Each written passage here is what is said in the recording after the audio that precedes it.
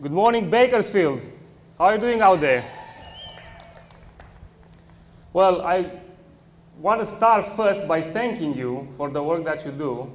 And even in an unofficial capacity, I think I speak on behalf of many scientists like myself who are thankful for the money that you raise to do life-saving research that we are able to do in the laboratory. And for that, you ought to give yourselves a big round of applause.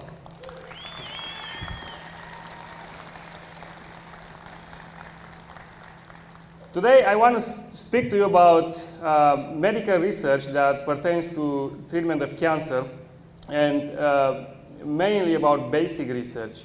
So medical research could be split into two parts. There's the clinical aspect of research and the basic aspect of research.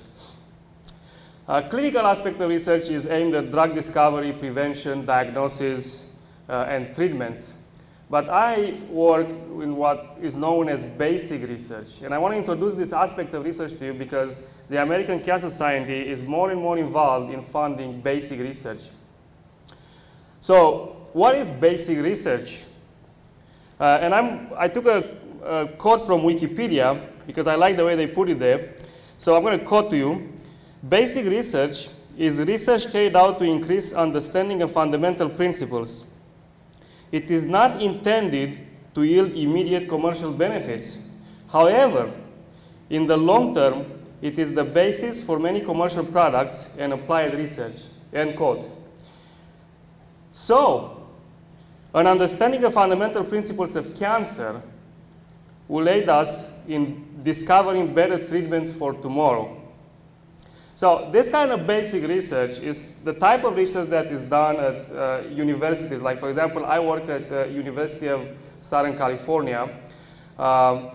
And big universities like this, like USC or UCLA, or even in the university here across the street, are laboratories that are headed by a professor. And inside the laboratory, there are several people working there, mostly graduate students working on the PhD or master's programs, postdoctoral fellows like myself, or other staff that helps with the lab.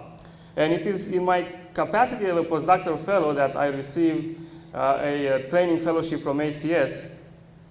And I am grateful to people like yourselves who have raised this kind of money to make it possible for me to receive this fellowship. So thank you for that, again.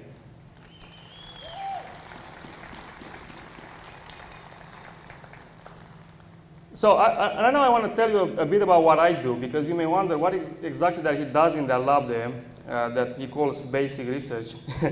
So as you've heard, I worked on DNA breaks. So my research aims at understanding cancer at its most basic level. So rather than looking at treatments of cancer, I want to understand why cancer even develops. So all chromosomes inside a cell have to divide and partition into a new cell every time a cell divides. Sometimes these chromosomes can break. And when they break, if the new cell that has been divided from an early cell receives the broken chromosomes, it will die. Now, death is not such a bad thing, because a dead cell, we can do with a dead cell. It's no big deal if one or two cells die in our body. However, problems arise when the cell attempts to repair these breaks, and it does that inappropriately. So what I'm looking at is what happens that does not allow a cell to repair this kind of chromosome breaks.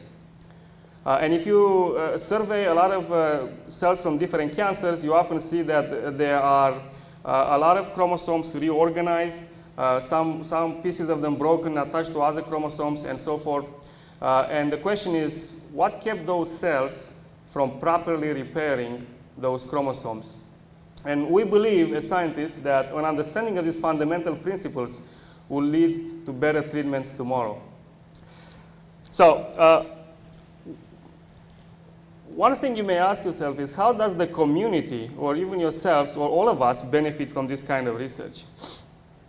So I want to give you an example of a couple of scientists that have done basic research and how their work has helped us. There's a guy by the name of James Watson who is still living today. And together with Francis Crick, they discovered the structure of the DNA double helix. And for that, they've been awarded the Nobel Prize. Now, what you may not know is that these people, actually James Watson was an ACS-funded investigator at one point during his lifetime. Now, his discovery of the double helix of the DNA is the reason why I'm even able to do this kind of research, because without an understanding of that, I'll probably not be able to do what I'm doing today. Another person is Paul Berg. He uncovered the mechanism of recombination together with Walter Gilbert and Frederick Sanger, also an ACS-funded scientist. They've also got Nobel Prizes. And recombination is a mechanism of double-strand break repair, which is what we're still trying to understand today. So I'm told that Bakersfield is the #1 relay for life in the world. So the money that you raise helps fund scientists like myself and scientists like the ones I've mentioned to help not only the community, but to make impacts in cancer in the entire world. So in addition to that, you can think of the money that you raise gives one or several investigators job stability for 3 to 5 years, depending on how much the ACS funds them.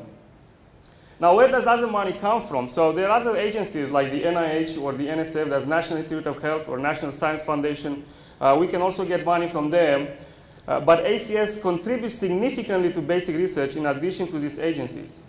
One other point I want to make about ACS is that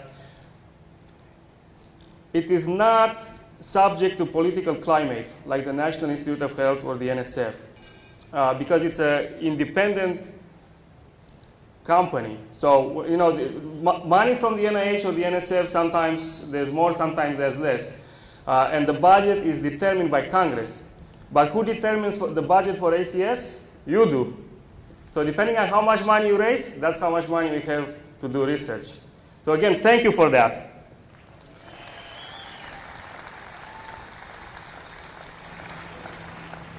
So I want to end with an interesting point, that we live at a time in the history of humanity that has never happened before, and that is that our lives are longer than there has ever been in the history of humanity. It's not unusual to live to 90 or even 100 years old. And the reason this happens is because many diseases that would have killed us a long time ago are now, we can either cure them or be able to eradicate them. For example, a bacterial infection would have been a death sentence 200 years ago. A dose of antibiotics will take care of that. Vaccination has prevented a lot of diseases. However, cancer is yet one disease that we have yet to fight. And I believe that through basic research, and not just basic research, but all types of research at all levels, we would be able to fight this disease, and we will develop better treatments and better cures for tomorrow. Now, I would be remiss if I would say that we have a cure for cancer. If that was the case, we wouldn't be here today. But we have to fight to get to better treatments for cancer. And I think this will happen in the near future. Thank you very much.